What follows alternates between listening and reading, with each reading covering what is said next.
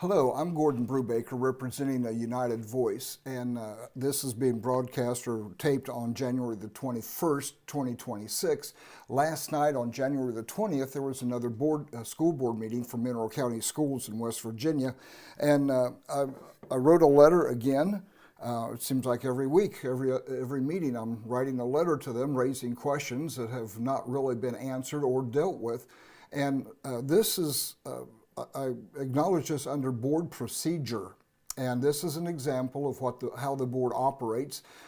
You can determine as I share the details of it what's really going on, and we just appreciate your comments. We appreciate your input, your reaction to this, because our board is really in major disarray, and I don't think they really have a clue as to what's going on or how to conduct business in a proper legal manner.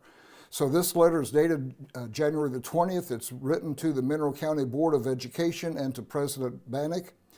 On November 18th, 2025, President Bannock addressed a letter to Mr. Brubaker. The first line states, quote, "This correspondence serves to acknowledge receipt of your recent communications and to reiterate the board's position regarding your inquiries," unquote. The fourth paragraph states, quote, accordingly, the board considers this matter to have been appropriately addressed, unquote. Mr. Brubaker is not aware that his concerns have been properly brought before the board. Have these concerns regarding transparency and the lack of documentation of the expenditure of COVID or ESSER funds, ESSER funds, been brought before the board for discussion? When was this meeting held? If there has been no meeting of the board to discuss these issues, then how can the board have an official position on the concerns of a United Voice? If there has not been a board meeting to discuss these issues, why wasn't Mr. Brubaker invited to share with the board his concerns in person? Thus, a United Voice considers President Bannock's letter to not be a true representation of the board. On a second but connected issue, a United Voice believes that the West Virginia Open Meetings Act has been violated at the last board meeting on January the 6th, 2026, with the superintendent's contract extension. First, the agenda did not specify for public knowledge either the length of said extension or the salary that was voted on. The agenda is posted 5 days before the scheduled board meeting to inform the public of the business to be considered. How can the public be informed if the information is hidden? Second, the motion for extension itself is invalid, as the actual motion did not clarify for how many years the extension covered or the salary, or if there was a raise granted to the superintendent. The motion was simply to accept the agenda item without any specifics. It was an invalid motion and makes the contract null and void. I added that last part to it. Back to the letter. These two issues alone indicate that this Board of Education is not in compliance with the West Virginia Open Meetings Act to conduct their business in an open and above-board manner. Any lack of response will be understood as intent to keep the public uninformed of the policies and financial decisions made as representatives of the taxpayers of Mineral County, West Virginia. And it's signed Gordon Brubaker, representing a United Voice. Both of these are troubling. We have been trying to get answers and some transparency in the school board for over 3 years, almost 3.5 years now. And this is just another example of how they conduct business. It's not public, it's not open. The letter states that these are board meetings, not for public debate or public discussion, but simply so we can watch them do business according to the Open Meetings Act. However, the agenda is supposed to have items on it and clarification of it. There was no agenda that listed discussion of my or the board meeting for Bannock to address the letter to me. And again, she said, this correspondence serves to acknowledge receipt of your recent communications and to reiterate the board's position regarding your inquiries.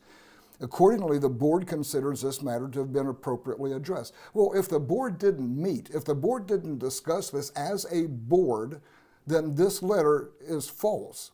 It is untrue. They had to have a vote, which should be recorded. They had to have a meeting that had to be open to the public, had to be addressed in the agenda, and there was no such thing that took place. So Bannock, President Bannock, is simply giving her own opinion, or she's given an opinion that her and the superintendent have come up with. The second item is equally concerning, and I brought this up, and this was really curious about the response. After the board meeting, I went up and I shared that this information really makes the contract null and void because it wasn't properly introduced. And they voted without any mention of a 4-year contract, which I understand that's what it's supposed to be. Neither did they mention about his salary. Now, right after the vote was 4-1 for the extension of the contract. The one board member that expressed concern said he voted against it because he didn't believe anyone should get a pay raise for this year because of the financial situation of the Mineral County Schools. In that, I take that the superintendent got a pay raise. That wasn't mentioned. His salary wasn't mentioned. The term of the contract, 1 year, 4 years, 6 years, 8 years, was not mentioned. Therefore, this is an invalid vote, and it is meaningless. I told them, you need to redo this, and you could do this at the next meeting, to come in and redo the nomination, redo the thing, specifying the length of the term and the salary and whether or not it was an increase or consistent wage. I don't think they will do this. They didn't like me saying these things, but they told me, and I thought this was curious. Well, we told the reporter that was here what the length of term was. I'm sorry, they said we gave her all the information after the meeting. Well, I emailed the reporter, and the response I got back was she addressed them after the meeting and went up to them and asked, how many years is this contract for? And they told her then it was 4. They gave her the information, but she had to specifically request it. The superintendent was overhearing the conversation, and he told her what the salary was. Well, if they can say this to the reporter, why can't they say it in the meeting? Why can't they vote for this in the meeting? And we've run into this before, of where they refuse to answer questions that I've raised to them directly, to the school board. They've refused to answer these questions, but they tell me, well, if you go and have a private meeting, we'll give you the answers. That's not how open meetings are supposed to act. If you can tell me in private, why can't you tell me in public?